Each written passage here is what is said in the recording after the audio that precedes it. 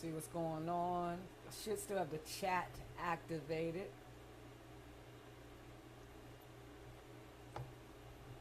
We want to see if anyone pops in before we really get into tonight's episode of Ether's World. I hope everyone's having a good weekend. The weather's nice. We're finally like really in the heart of spring, creeping into summertime. Maybe summertime already. I don't really keep track of time. I was just telling someone that. But I definitely hope everyone is enjoying the weekend vibes. I know I'm going to start going to these baseball games. I see, I live across the street from a field. And there's always big trucks lined up. A lot of people watching the game. So I'm about to start doing that. Get me some outside activity. Something fun to do. But tonight's episode, guys. Tonight we're talking about blind faith. We're talking about blind faith tonight. That's what it is. Blind faith. We're going to, y'all know I love to pull from like different stories, different events. So tonight, instead of going straight into the catalog of famous people, we're still using someone famous, but this is more of a biblical reference. Now, disclaimer, I am not religious at all. Like, I mean, I'm more so someone who practices an individualist approach to spirituality. So I'm not religious. But Noah is who we are going to touch on. And even though I'm not religious, as I look, or how I have grown to look at these stories that are in like religious texts, whether it's the Torah, the Quran, the Bible, no matter what it is, the Kabbalah, a lot of these things are, I'll leave the Kabbalah out of it, that's something else. But as far as like the main religious text, the different religions, I look at the stories that are told as allegories, different allegories, so different archetypes. And these archetypes, it's almost as if you were hearing the old spiritual African wise tales, where it would be a profound tale, and you would have a different message hidden inside of it. It would be something morally that you could go by, or something even spiritually. So when we're looking at these biblical stories, at least how I look at them, I look at how they could apply to me in my time. So if I'm talking about Noah, I'm taking that story and seeing how it applies, right, to me in my time. So let's get straight into it. This is not going to be one of them long, drawn-out lives. We're going to do about a half hour, because I got some stuff to do tomorrow that I have to prepare for. So let's get straight into the intro, and then right after we're done with that, I'll be right back on. Let's get straight into episode 4 of Ether's World. Let's go.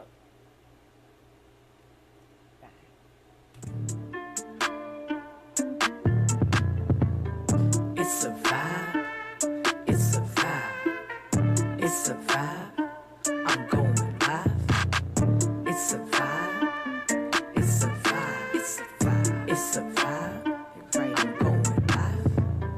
Ether's world, Ether's world, Ether's world, sit down with your girl. Ether's world, Ether's world, Ether's world, sit down with your girl. Sit down with your girl and just relax. Just put it on the table while I'm showing y'all these stats. Facts. Stand tall, never laying on my back. No, and I spit the truth, and in the comments y'all react. Y'all react. Trending topics, we got options. We gon' learn and we gon' pop shit. All the shit that's going on around us, damn, it's never stopping. Give you what you want. No, I give you what you need. Sit down at the table, take a seat. It's time to eat. Yeah, it's a vibe. It's a vibe. It's a vibe. I'm going live. It's a vibe. It's a vibe. Yes, it is. It's a vibe. You're right. I'm going live. Ether's world. Ether's world. Ether's world. Sit down with your girl. Ether's world. Yeah, that's me. Ether's world. Ether's world. What? Sit down with your girl. Go grab a drink. Get real comfy. Sit down.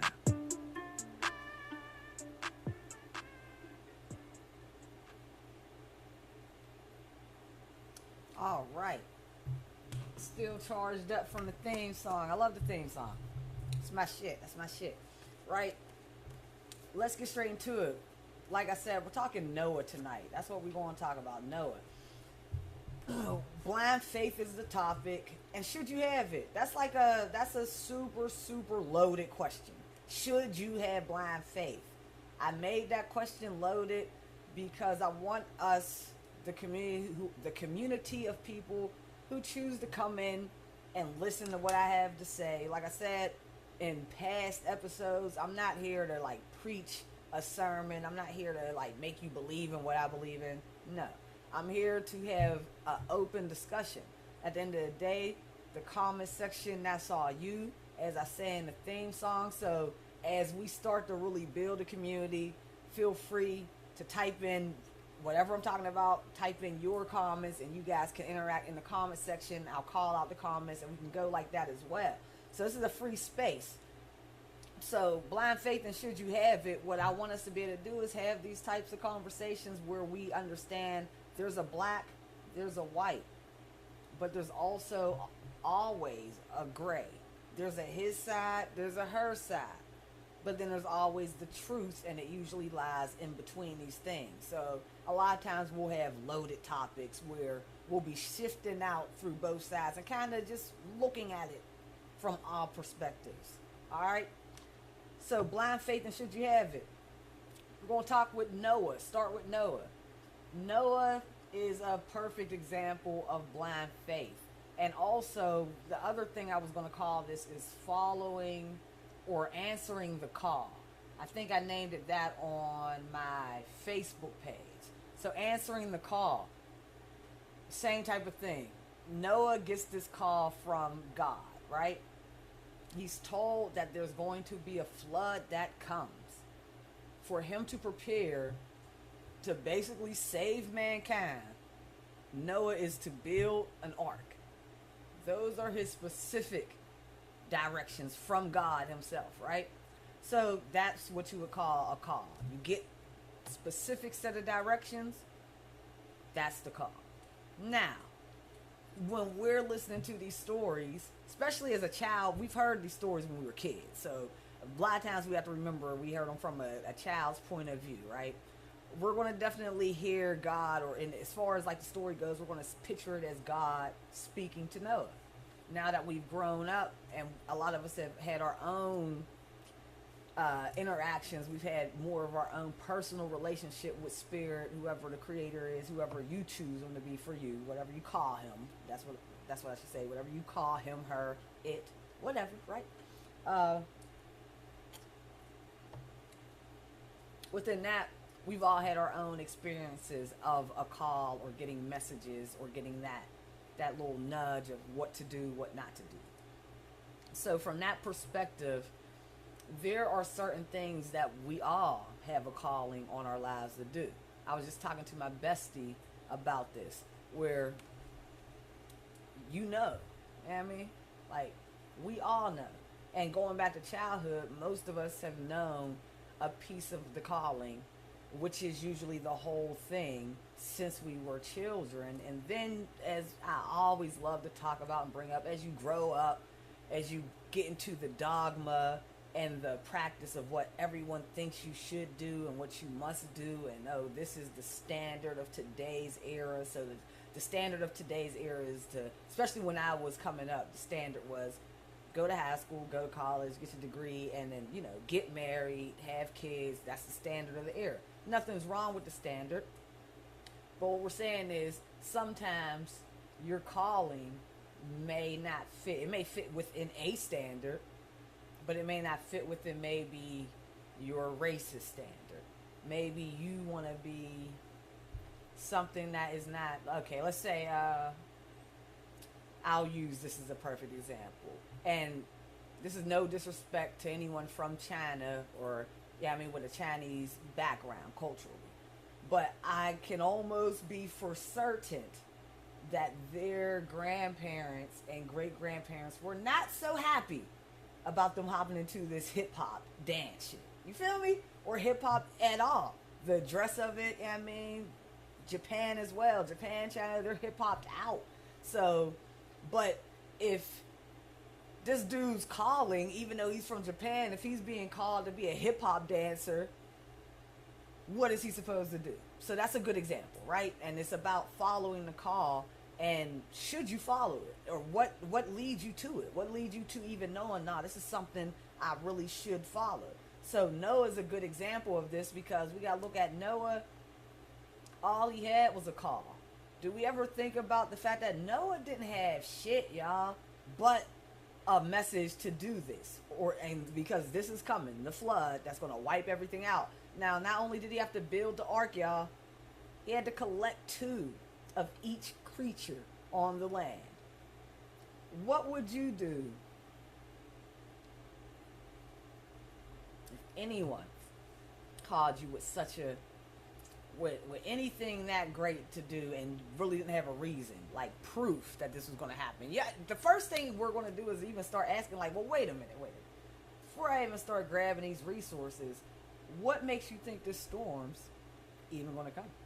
Yeah, I mean, you're going to start getting a little haughty with them, like, hold up, buddy. Wait a minute. Before I exert all my time and energy, what research have you done? Yeah, I mean, were you a meteorologist, huh? Yeah, I mean, that's how we would get about it. So that's blind faith. So, of course, we know inevitably the storm did come, and Noah had his ship. Yeah, I mean, he had his ship prepared. Now, this goes into even a very famous saying where it says, luck favors the prepared. So, at the end of the day, when it comes to your calling in life or anything you're doing in life, when we say luck favors the prepared, let's just put it like this. God didn't necessarily say what day the storm was going to come, what month, what year. We just know that that was a storm that came. We don't even know if that was necessary. Let's keep it a bean, y'all. We don't even know if that was actually the specific storm that God told Noah about. We do know it was a storm, though. And we know Noah was prepared for any storm. It wouldn't matter if it was the big storm, this storm, that storm, a little storm, 3 storms. Noah had it covered, and every creature on the planet was good because Noah was prepared, right? So Noah is definitely just a good example of this. At the end of the day, when it comes to our lives and the call, like I said, I don't think Noah was in a culture. I don't think his family, his wife was bound, right? But you didn't see a whole bunch of friends around Noah getting him. You ain't see Noah having a whole bunch of support. I mean, I don't think that everyone else would have been on board with this. So this was something that he had to carry out himself, and he had to have the due diligence to keep collecting every resource, every plank of wood.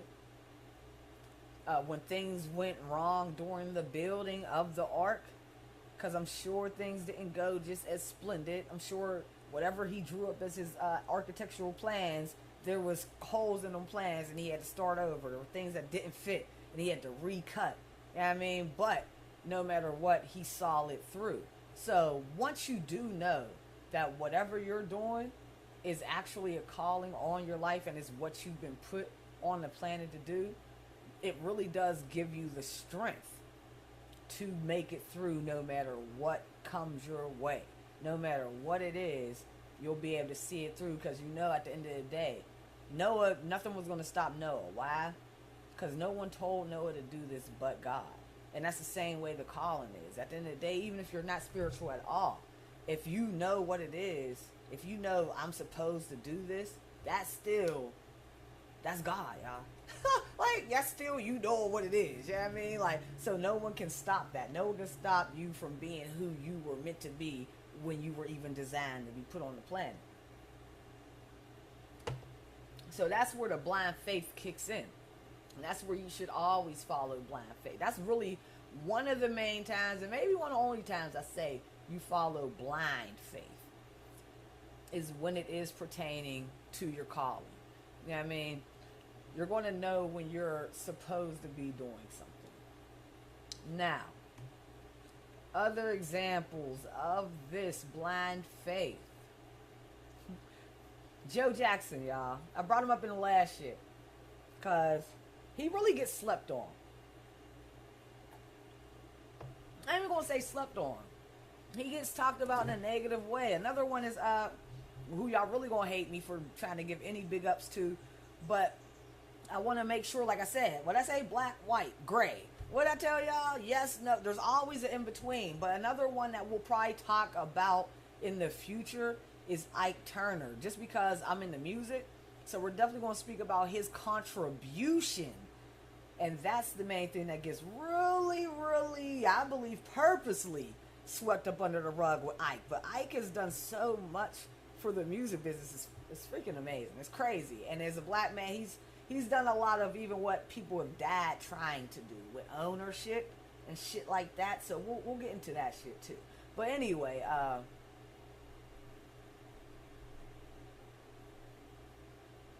as far as Joe Jackson goes, blind faith, y'all. Now, Joe Jackson, as I mentioned before, he was actually a musician himself. I forget what instrument he played. I don't want to say it wrong. It was either like maybe the sax or the trump, but I can't remember. You have to look it up. But he was a musician. So that's one thing about a calling. It will be in your blood. You know what I mean? And sometimes, like I said, you're led to do things. So with him being a musician, he didn't actually, well, he did get to live out his calling as being a musician. I don't think, and I don't even know what, like, there was no Michael Jackson. And we got to also remember that. Michael Jackson invented, like, superstardom. Like, yeah, we had Madonna. We had a lot of big people, a lot of big pop stars. We had stars. But Mike took it to another level. And even with Joe Jackson's era, I'm not sure if singers and shit was even really I think they were still more so regular people. So he might have got to a far height of celebrity for his day. But anyway, he really had a calling in music, and he made sure that he saw it out. And not everyone liked how he did it. There's a lot of talks about it back in the 90s, especially about how he was too tough on the kids and how he made them work day and night and all of that, right? But we're not getting on that topic of it right now. We're just speaking about how Joe Jackson literally had blind faith, because nothing around Joe Jackson's mother effing environment should have ever told him that he could make that possible. I don't know if you ever seen the movie. I don't know if you ever researched Gary, Indiana. But Gary, Indiana is tough then, and it was tough back then. That's why even in the movie, he was fighting with the gangs. Back then, he was talking about. And I don't even remember, in the 90s, I'm from Pittsburgh. So, of course, we're getting a lot of national news. And as being a kid, I wasn't probably too into checking in on, what was the crime rate. And other, that's more so something kids are probably doing now because of the internet. But back then we wasn't checking out the national news to see where crime was popping at. So I'll say it wasn't nationally really known that Gary, Indiana was a horrible place. And I think really Michael Jackson probably cleaned up the image of it anyway, which is good. I mean, that's always a good thing, because then you start to bring in money. So it's great when a celebrity blows up from a place and really claims it and shows love and gives back. That's great for that community, great for that city. So during that time frame in the 90s, we would have never known it was really rough out there. But now I know what it is. With Gary, Indiana, been tough. It was tough back then. It's tough now. Yeah, I mean, it's been impoverished. It's been one of them like downtrodden community that's kind of been left behind to poverty. So the fact that Joe even could dream that I can get my kids out of this and take them to where he took them to, even forget where Mike got. Just the fact that he got them to Jackson 5 status was unbelievable. And it definitely showed blind faith. Blind faith is something that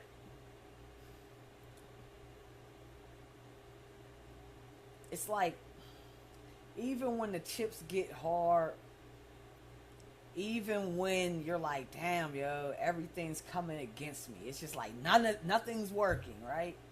Blind faith is that thing that tells you to keep going. Blind faith is that thing that lets you know, like, nah, don't give up. Don't give up. Just keep pushing. That's that engine. You know what I mean? That's letting you know, like, nah, just, this is your calling. You can't give up. One thing I've noticed about the call, especially when it's like anything that you want to achieve, we all have different things that we want to do. Anything that's your calling would be something magnificent. You know what I mean? If it's your calling, like, for instance, me wanting to be an entertainer is not necessarily magnificent to someone who wants to be a scientist, right? And being a scientist ain't magnificent to someone who wants to be a pastor. So, but no matter what your call is, once you reach it, you've reached a level of greatness. You know what I mean? You've reached a level of mastery, and that's what we're all accomplishing. But what we have to realize is, in order to reach a level of mastery, that level of greatness that we want, it takes sacrifice. It takes a lot of sacrifice. That's really what I'm learning in it. And even as I study, that's why I always go back to the celebrities, and I pull up a lot of these different examples with Joe Jackson. We're going to talk about Malcolm X. But I pull up a lot of different examples because we all know about these people's lives. And we all see the good side of it. Not Malcolm X, because we know what happened. But not necessarily, I'm always going to, that's one thing too with me. I'm going to bring up controversial people. So, but there's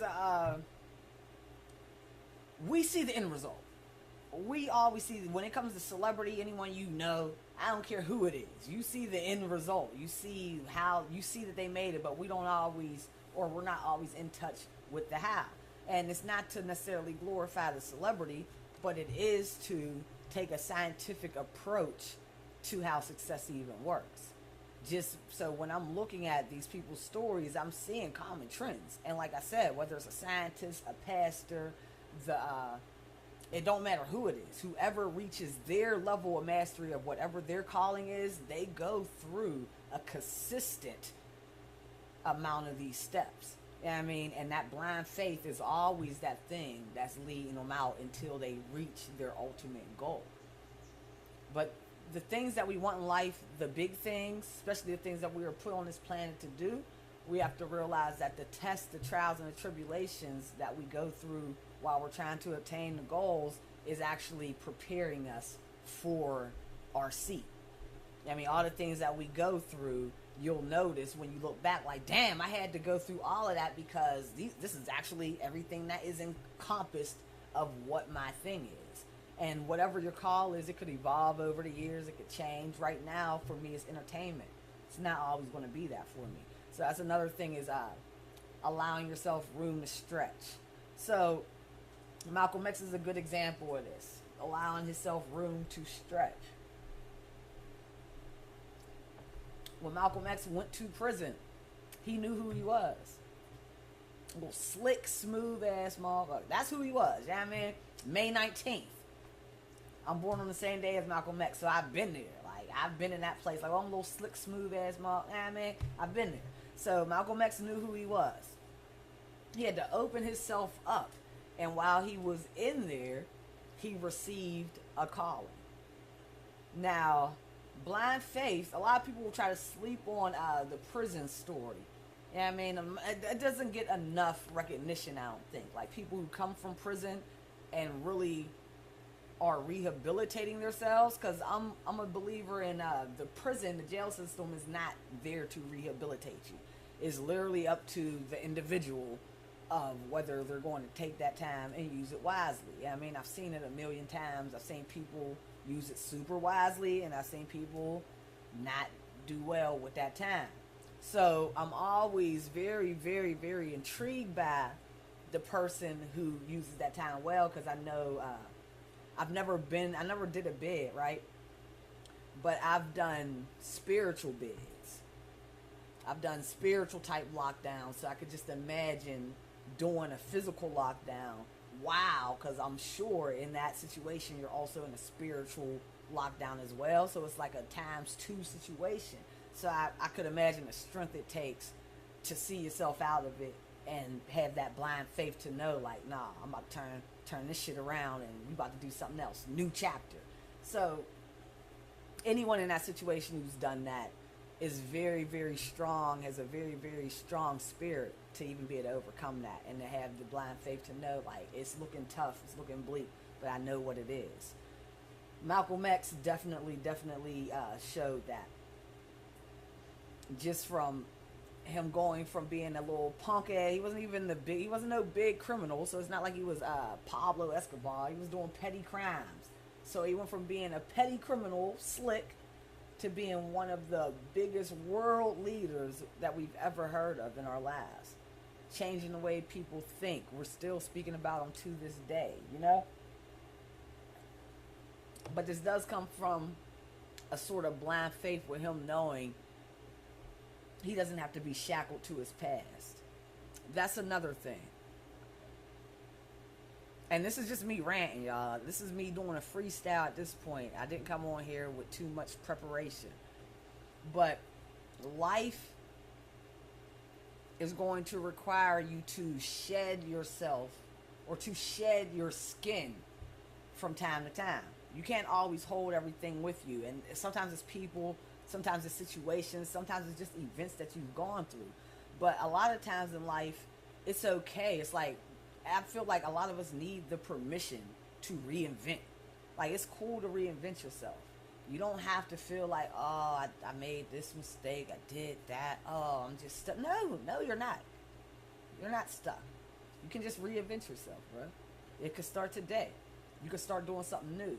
And now it takes work. I was just talking to my friend about my journey of, I do like self-check-ins on a daily, and I'll just go over my day, and I try to do it every day. I'm not always doing it every day, but I do it a lot though, because I'm in the habit of doing it.